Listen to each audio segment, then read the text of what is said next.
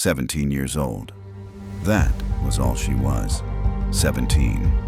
Old enough to dream about the future, young enough to still believe she had all the time in the world. Her name was Kara Kapesky, and in the spring of 2007, she was the kind of teenager who seemed to burn brighter than the people around her. Friends called her spunky, a firecracker, quick with a laugh and even quicker with her words. If you wanted someone to tell you the blunt truth, you went to Kara. She never sugarcoated anything, never hesitated to give you her opinion, and she almost always delivered it with that sharp wit that made people laugh even when they were the ones being roasted. Her mother, Rhonda, remembered her as bubbly, endlessly attached to her phone. Kara would spend hours talking to friends, even after spending the whole day with them at school. Once the phone bill stretched to 40 pages, and instead of being embarrassed, Kara just laughed. She experimented constantly with her look, changing her makeup, trying new hairstyles, reinventing herself in little ways like many teenagers do.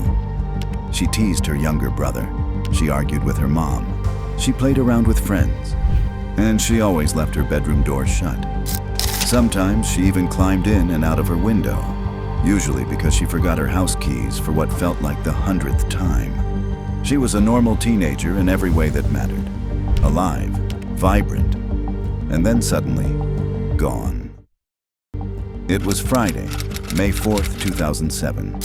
Kara went to school like any other day. That morning, she had a free period after 9 o'clock.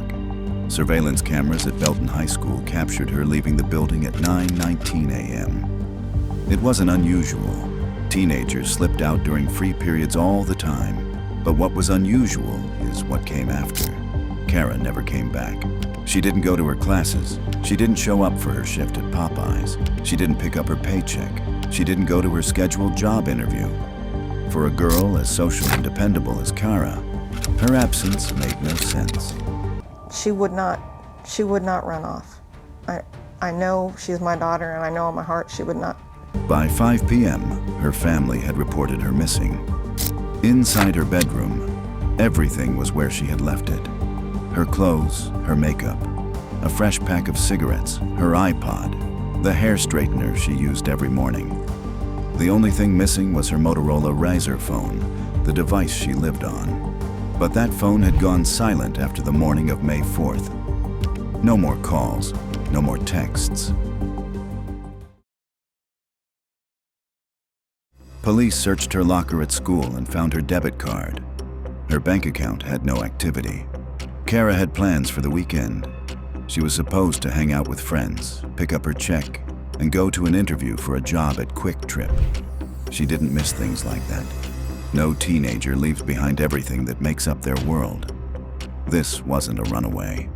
Kara had disappeared, and when detectives began asking questions, one name surfaced again and again: Kylr Yust. At 18, Kylr had all the trappings of the small-town bad boy. He was a year older, the lead singer of a band, popular, charismatic, and charming enough to draw people in easily. For 9 months, Kara had been caught up in him. At first, it felt exciting. He seemed older, cooler, unpredictable in a way that made teenage life feel bigger, more important. But as the months wore on, the cost became clear. Her friends noticed the change. Her family noticed the change. The spunky, fearless Kara was shrinking, fading into someone quieter, more withdrawn. Kara noticed it too.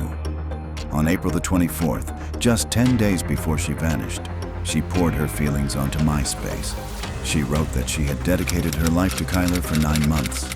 She admitted she had lost herself, pushed aside her family and her friends, forgotten the person she was. And she said she was trying to find that person again. She was pulling away. But Kylr wasn't the kind of boy who let go. On April 28th, just 4 days after that post, Kara went to the police. She told them Kylr had kidnapped her outside of work. He had forced her into his car, driven her miles away, choked her, restrained her, before finally letting her go. She admitted she didn't know what he would do next, but she was scared enough to ask for protection. On May 1st, A restraining order was granted and served on him. 3 days later, she was gone. When detectives questioned Kylr, he was calm. Too calm. He told them he had gotten a missed call from Kara around 11 that morning. He said he tried to call back, but she didn't answer. He claimed he spent the day at his grandfather's house, then at band practice. He rambled about how Kara had once said she might run away to Mexico if she got in trouble at home. Convenient words to paint a picture of a runaway, not a victim. But the phone records cut through his story. Kara had called him at 9:13 a.m. Kylr called her back at 9:20. 1 minute after school, cameras caught her walking out of the building. Her last steps. Her last call. Both pointing straight to him. And still, police couldn't touch him. Heaviness has been lifted, the lightness. There's a lightness in the air, and it's a glorious day. Kara's officially back home. Suspicion isn't evidence. Without a body, without proof, the case stalled. For Kara's family, those first weeks turned into months. The timing of her disappearance couldn't have been worse. That same day, a tornado ripped through Greensburg, Kansas, dominating local news. A month later, another teenager, Kelsey Smith, was abducted in nearby Overland Park. Her case exploded in the media. Within 4 days, Kelsey's body was found and her killer arrested. Kara's case, overshadowed by storms and another tragedy, faded from the headlines, but not for her family. They plastered her face on posters. They organized search parties. They pleaded with reporters. On MySpace, comments poured in under her photos. Hundreds of tips came in. People claimed to see her in Florida, in California, even on a tram at Disney World. But every lead ended in disappointment. Meanwhile, Kylr's life spiraled further. He was in and out of trouble. Drugs, assaults, traffic violations.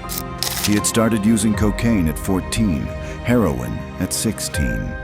He was estranged from his parents, diagnosed with bipolar disorder and PTSD, drowning in addiction. And through it all, the whispers kept coming. To ex-girlfriends, to bandmates, to friends. He admitted over and over that he killed Kara, sometimes boasting, sometimes crying, sometimes high. But whispers weren't enough. And with no body, prosecutors had nothing. Almost 10 years passed, and then it happened again. September 2016. Jessica Runions was 21. She worked as a pastry chef at a senior living community, recently promoted to manager. She loved her job. She loved her family, especially her 2 younger sisters, protective and close with them. Her parents described her as dependable, hardworking, always checking in, always present. On September 8th, she went to a party. Friends remembered her being her usual self, laughing, chatting, having fun. But they also remembered someone else, Kylr Yust. Now 28, only 5 months out of prison, drinking heavily, snapping at people, agitated. Jessica agreed to give him a ride home. She never came back. At 2 in the morning, her car was found burned out in the woods, miles from anywhere. Kylr's face and hands were covered in burns. His excuse was that he had been drunk, lit a fire in a burn barrel, and accidentally burned himself. But his half-brother Jessup told police the truth. He had watched Kylr set Jessica's car on fire, and Kylr had told him he strangled her and dumped her body in the woods. We just want Kara and Jessica, we want those families to have some justice served. And if he's found to be guilty, we want them to be, we just want them to feel better and that he's finally put away. Now it wasn't just whispers. It was a pattern. 2 young women, 9 years apart. The same man, the same story. In April 2017, a mushroom hunter stumbled across bones in a wooded area south of Kansas City. At first, he thought maybe they were animal remains, but his gut told him otherwise. Police arrived, and soon, more bones were found. There were two sets of remains, one fresh, one much older. The fresh bones belonged to Jessica Runions. The older set was tested. DNA confirmed what everyone already feared. It was Kara Kopesky. 10 years after she disappeared, Kara had finally been found. Her family had their answer. And law enforcement finally had their case. Kylr Yust was charged with 2 counts of murder. The trial began in 2021. Delayed by years of waiting and the global pandemic, the prosecution laid out everything: the restraining order, the kidnapping report, the timeline of the phone calls, the burned car, the confessions, to girlfriends, to friends, even to his cellmate. They pointed to the tattoo inked onto his neck, symbolizing his hands around Kara's throat. The defense tried to shift blame onto Jessup, Kylr's half-brother, who had killed himself in jail. Why's that? You've had 2 girlfriends that have gone missing, and the last person they were seen with is you? That's pretty unlucky, isn't it? I mean, I think that's extremely unlucky, but anyone who has a brother that's a serial killer, I would say, is very unlucky. Well, I mean, I think it's interesting again, and the only thing, quite frankly, that you've gotten lucky with in this case is that Jessup isn't here to answer for that, right? So you want the jury to believe that the man that is dead is the one that's responsible for this, Kylr? I think that's why he killed himself. They painted him as the real killer, the convenient scapegoat who could no longer defend himself. Kylr himself testified. He claimed he was innocent, claimed he was the unluckiest man alive, claimed his brother was the one responsible. But the jury wasn't convinced. They found him guilty of voluntary manslaughter in Kara's case and second-degree murder in Jessica's. He was sentenced to 45 years in prison. For Kara's family, the verdict was bittersweet. Justice, yes, but not full. Her younger brother Thomas, just 8 when she disappeared. Count 1, we the jury find the defendant Kylr Yust guilty of voluntary manslaughter as submitted in instruction number 15. Had grown up in her absence. He remembered sitting in her room for hours, missing her pranks, missing her laughter. Jessica's sisters grew up without their protector, the girl who always made them laugh until they cried. Their mothers, Rhonda and Jamie, formed a bond no one would ever wish for. They became each other's strength, united in grief, united in the fight for justice, stronger together than apart.